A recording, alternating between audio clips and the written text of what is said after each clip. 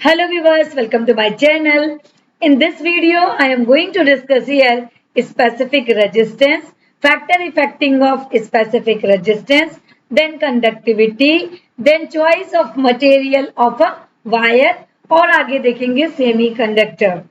तो last video में हमने डिस्कस किया था experimental verification of Ohm's law and the factor affecting of the resistance.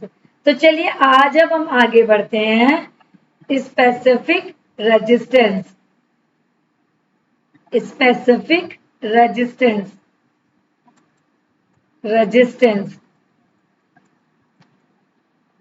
so experimentally observe that first thing is R is directly proportional to L means हम ये बोल सकते हैं कि resistance of wire is directly proportional to the length of wire. ये अभी हमने factor affecting of resistance में देखा था। तो एक बार और मैं यहाँ पे रिपीट कर दूं कि हमने एक्सपेरिमेंटली क्या ऑब्जर्व किया। हमने ये ऑब्जर्व किया कि किसी भी वायर का रेजिस्टेंस उसकी लेंथ के डायरेक्टली प्रोपोर्शनल होता है। Means r is directly proportional to l. हम ये बोल सकते हैं कि अगर आर रेजिस्टेंस हमारा बढ़ रहा है मीन्स हमारे उस वायर की लेंथ भी बढ़ रही है और अगर मेरे वायर की लेंथ बढ़ रही है तो रेजिस्टेंस ऑलरेडी यहाँ पे इंक्रीज कर रहा है, ऑलरेडी बढ़ रहा है। तो ये हो गया पहला पॉइंट। सेकेंड पॉइंट हमने डिस्कस किया था कि r is inversely proportional to the cross section of a wire, area of cross section of a wire. R is inversely proportional to area of cross section of wire means अगर किसी wire का area हम क्या कर रहे हैं, बढ़ा रहे हैं। अगर हम एरिया को बढ़ा रहे हैं तो क्या हो रहा है, हमारा जो रेजिस्टेंस है वो घटेगा। अगर हम रेजिस्टेंस को बढ़ा रहे हैं तो हमारे वायर का जो एरिया है means cross section of wire है वो क्या होगा, वहां पे कम हो जाएगा। तो चलिए देखते हैं यहाँ पर R is inversely proportional to cross section of wire, area of cross section of wire means अगर मैं रेजिस्टेंस बढ़ाऊंगी तो मेरे वायर की जो मोटाई है वो कम हो जाएगी। अगर मैं वायर की मोटाई को बढ़ा रही हूँ, वायर की मोटाई को यहाँ पे हम बढ़ाएंगे तो हमारा रेजिस्टेंस क्या होगा, रेजिस्टेंस हमारा कम हो जाएगा। Means R is inversely proportional to area of cross section of wire. Means अगर हम ए को यहाँ पे A is equal to pi r square तो यहाँ पे हम रख सकते हैं R is inversely proportional to pi r square. तो ये मेरी हो गई इक्वेशन 1 और ये हो गई इक्वेशन 2। अगर यहाँ पे इन दोनों इक्वेशन को हम कंबाइन कर दें from both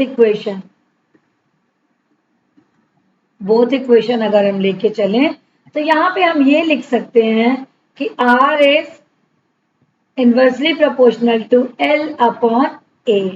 R is inversely proportional to L upon A। अब हमें नीड है इस प्रोपोर्शनल को हटाने के लिए, so we can use here proportionality constant. तो हम यहाँ पे आगे लिख सकते हैं R इज इक्वल टू, यहाँ पे प्रोपोर्शनलिटी कांस्टेंट हम क्या लेंगे, rho L upon A, rho L upon A। चलिए ब्लैंक पेज ले लेते हैं, आगे देखते हैं। मीन्स हम यहाँ पे क्या बोल सकते हैं कि R is equal to rho into L upon A। A यहाँ पे रो क्या है, कांस्टेंट है, यहाँ पे हमने रो लिया है एक कांस्टेंट। L है हमारी लेंथ ऑफ वायर, A है हमारा एरिया ऑफ क्रॉस सेक्शन। तो अगर मुझे रो निकालना है यहाँ से, so rho is equal to R A upon L, R A upon L. तो यहाँ पे सपोज अगर मैं L इज इक्वल टू 1 ले लेती हूँ, A इज इक्वल टू 1 ले लेती हूँ तो मेरा रो क्या होगा, रो इज इक्वल टू आर के होगा। तो हम ये बोल सकते हैं specific resistance of a material, अगर हम L को 1 ले लिया, A को 1 ले लिया, So rho is equal to R.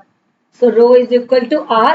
So we can say here specific resistance of a material is the resistance of a wire of that material of unit length and unit cross area of cross section. Area of cross section हम यहाँ पे बोल सकते हैं. एक बार और इसको देख लेते हैं. अगर हमने L is equal to 1, A is equal to 1 ले लिया तो हमारे पास बचा क्या, means rho is equal to क्या हो जाएगा, rho is equal to R. तो हम यहाँ पे ये बोल सकते हैं this is the specific resistance. Rho is the specific resistance. So specific resistance of a material in a resistance of a wire of that material of a unit length and unit area of cross section. तो ये हो गई हमारी specific resistance की definition. अब आगे बढ़ते हैं, देख लेते हैं unit of specific resistance. Unit of specific resistance. Unit of specific resistance. तो ये फॉर्मूला क्या है, specific resistance is equal to R A upon L.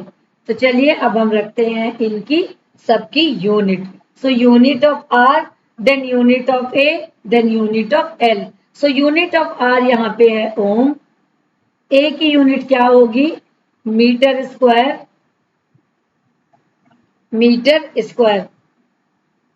Then L क्या होगा यहाँ पे, ये भी हो जाएगा metre.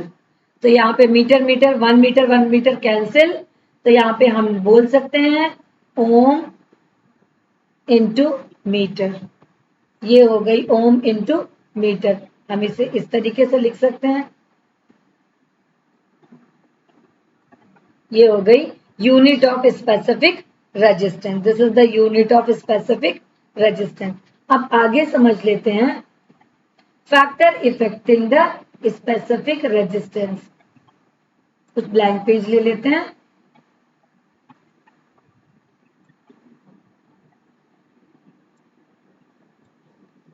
Factor affecting resistance. Factor affecting specific resistance. Factor affecting specific resistance. तो यहाँ पे अब हम देखते हैं the specific resistance of a substance is it characteristic property. It is different for the different substance. Specific resistance is different from the different substance.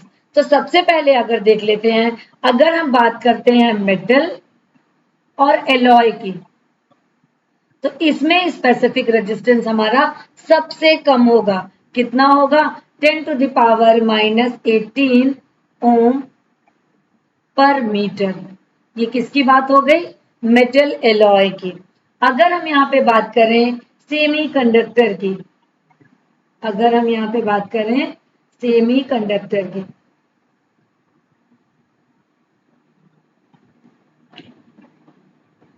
Semi conductor की, सो semi conductor की इसकी सबसे कम होती है. इसकी क्या होगी, उससे थोड़ी ज्यादा. मीन्स मेटल एलॉय की specific resistance very low and semi conductor की रेजिस्ट लो. सो लो कितना लो देख लेते हैं, 10 to the power -5 ohm metre. ये हो गई हमारी सेमी कंडक्टर की. अगर हम यहाँ पे बात करें इंसुलेटर की, तो इंसुलेटर की स्पेसिफिक रेजिस्टेंस हाई होती है. सो इंसुलेटर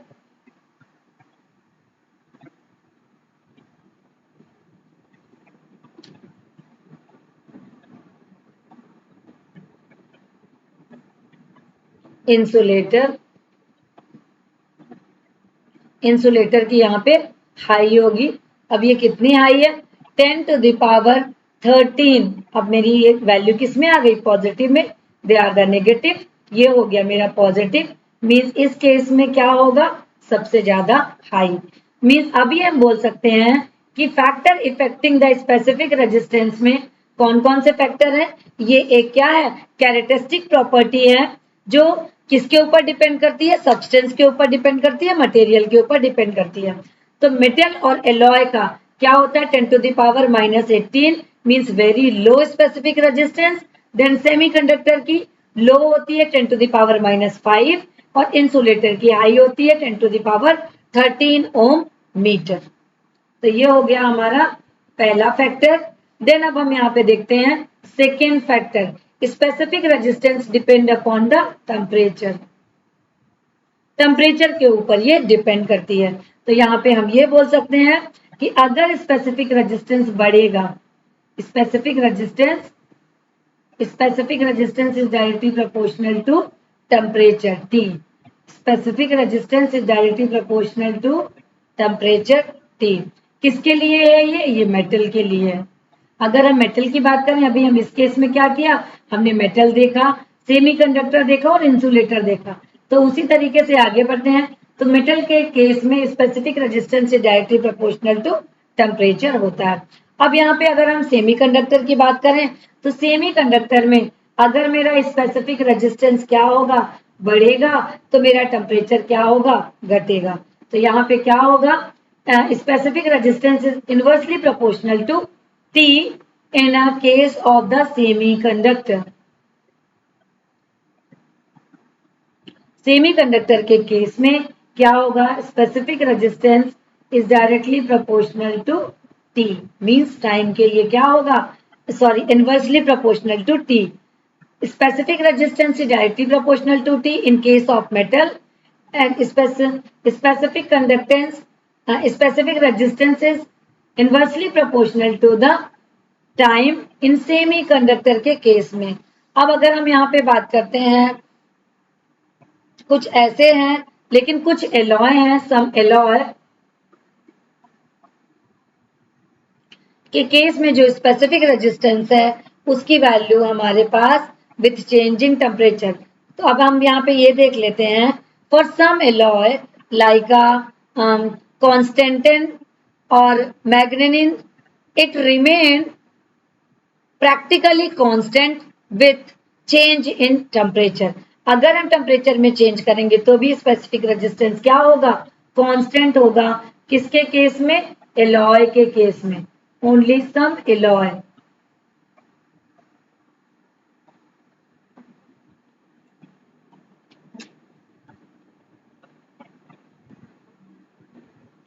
देख लेते हैं एलॉय के केस में। एलॉय के केस में क्या होगा, क्या है, practically constant with change in temperature. Temperature में चेंज होगा तो भी ये क्या होगा, कांस्टेंट होगा। तो ये सारी चीजें हो गई factor affecting the specific resistance.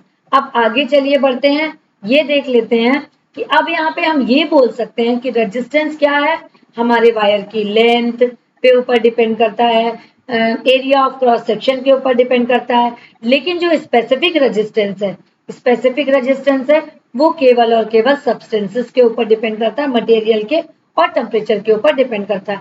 उसे वायर की लेंथ से और एरिया ऑफ क्रॉस सेक्शन से यहाँ पे कोई भी इफेक्ट नहीं आता है।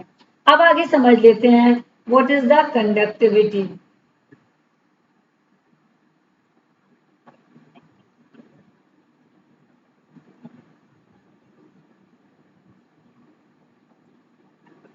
ये है मेरा कंडक्टिविटी।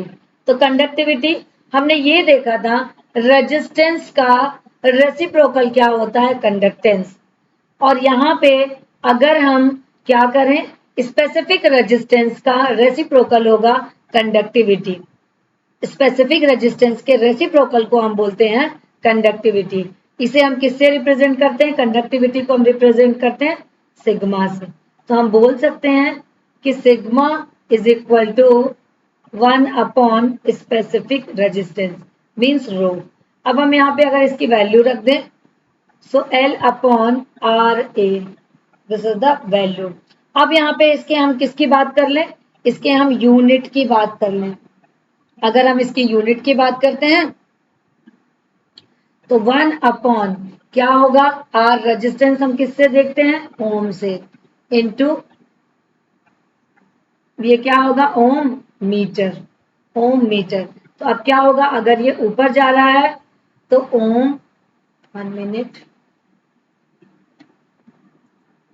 अगर ये ऊपर जा रहा है तो ओम -1, देन मीटर -1, मीन्स ओम -1, मीटर -1, ये क्या हो गई इसकी यूनिट। यहाँ पे हम साइमन मीटर 1 भी बोल सकते हैं।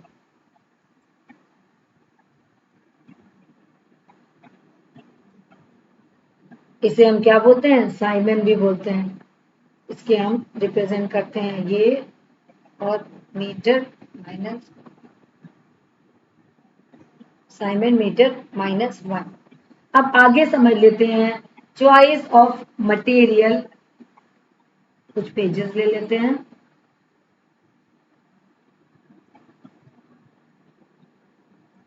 The next one is the choice of material of wire.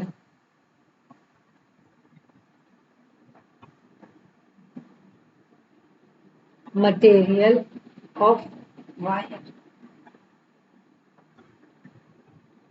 Choice of material of wire. तो अब यहाँ पे देख लेते हैं हम कि मटेरियल ऑफ वायर क्या होगा। तो सबसे पहले हम देख लेते हैं मटेरियल हमें क्या लेना है। First one, the material. So material में अगर हम ये देख रहे हैं कि स्पेसिफिक रेजिस्टेंस हमें किस मटेरियल का कितना है, तो यहाँ पे अगर हम क्या करेंगे, कॉपर लेंगे, Cu, और एल्यूमिनियम लेंगे।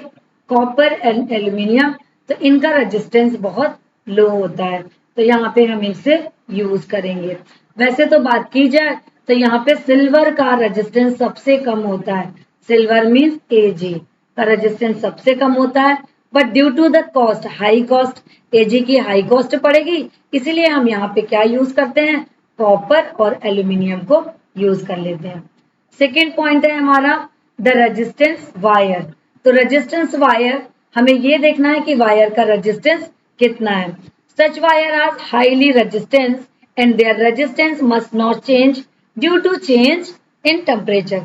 टेम्परेचर बदलेगा तो भी इसका रेजिस्टेंस नहीं बदलेगा। They are made from the alloy such as the, क्या होगा, मैग्नेनिन होता है, और कौन से होते हैं, कॉन्स्टेंटेंट होते हैं, for which the specific resistance is high. इनका रेजिस्टेंस क्या होता है, बहुत ज्यादा high, and the effect of change in temperature on their resistance is negligible.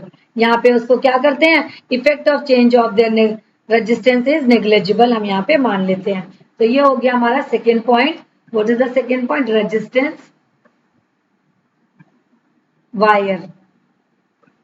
Third point अगर यहाँ पे अब हम चेक करें, so third point is a fuse wire. इसके बारे में समझ लेते हैं। फ्यूज वायर, अब फ्यूज वायर पे मटेरियल हम कैसा लेंगे, अकॉर्डिंग टू द रेजिस्टेंस हमने देख लिया, अब फ्यूज वायर पे रेजिस्टेंस देख लेंगे। तो फ्यूज वायर पे it is made from the alloy of lead and tin. Fuse wire हम किसको यूज करते हैं, लेड और टिन का, means PB and,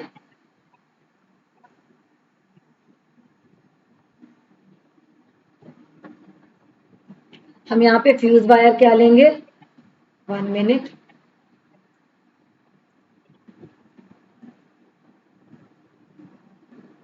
fuse wire में हम लेंगे एलॉय का बना हुआ हमारा फ्यूज वायर होता है।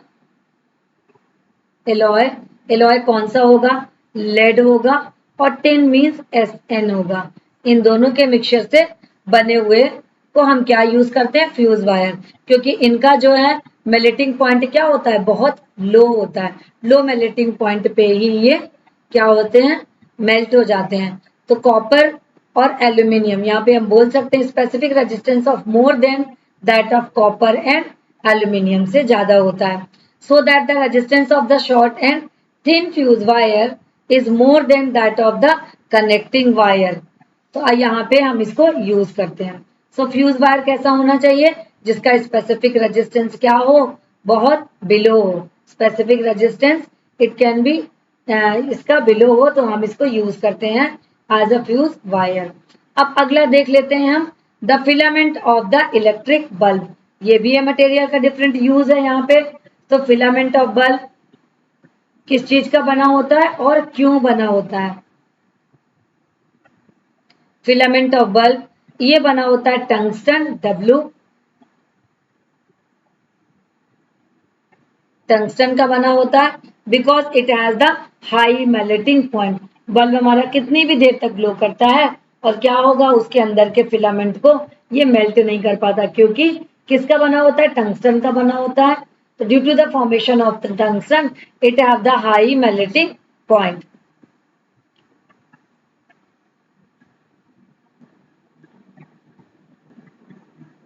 अब आगे देख लेते हैं। The heating element in appliances such as the heater, toaster, oven। अब अगर हमारे ऐसे अप्लायंसेस हैं जिसपे हमको हीट के साथ ही काम करना है, मीन्स उसे हीट ज्यादा होना चाहिए, तो यहाँ पे because of the specific resistance of nichrome is high, तो अपन किसका लेंगे, निक्रोम का। समझ लेते हैं, निक्रोम लेंगे। इस कंडीशन पे हम क्या लेंगे, सपोज अगर हमें अप्लायंसेस कैसे यूज करने हैं, हीटर है वो, टोस्टर है वो, ओवन है वो, हर कंडीशन पे हमको यहाँ पे हीट की नीड है। तो हीट की नीड के लिए यहाँ पे हम लेंगे nichrome wire. Nichrome wire is used because the specific resistance of nichrome is high. क्या होता है इसका स्पेसिफिक रेजिस्टेंस, हाई होता है, and its resistance increases to great extent with the increases of the temperature. अब आगे हम देख लेते हैं same super conductor.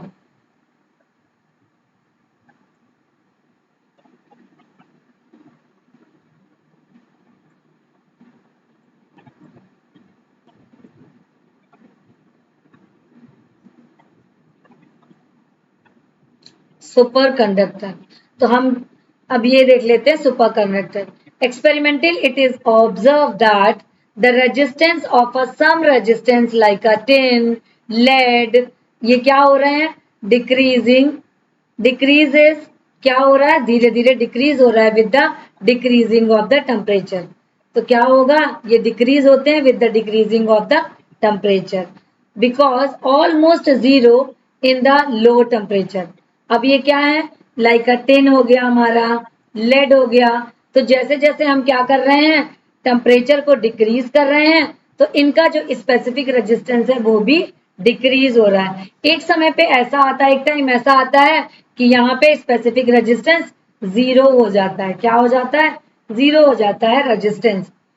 So zero resistance of a superconductor means flowing a superconductor, it persists even when there is no potential difference across its end। तो अब हम यहाँ पे देख लेते हैं what is the definition of superconductor। So definition of the superconductor, a superconductor is a substance of zero resistance। superconductor क्या होते हैं,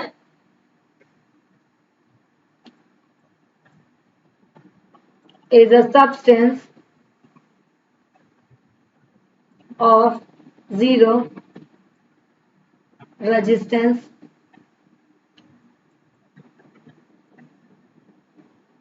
at a very low temperature।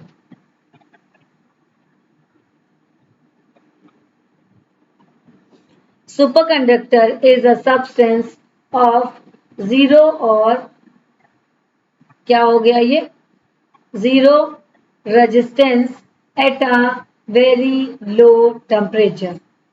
तो ये हो गई हमारी डेफिनेशन ऑफ सुपर कंडक्टर की। एक बार और बता दूं, super conductor is a resistance of zero resistance at a very low temperature. Clear लिख लें, 1 मिनट।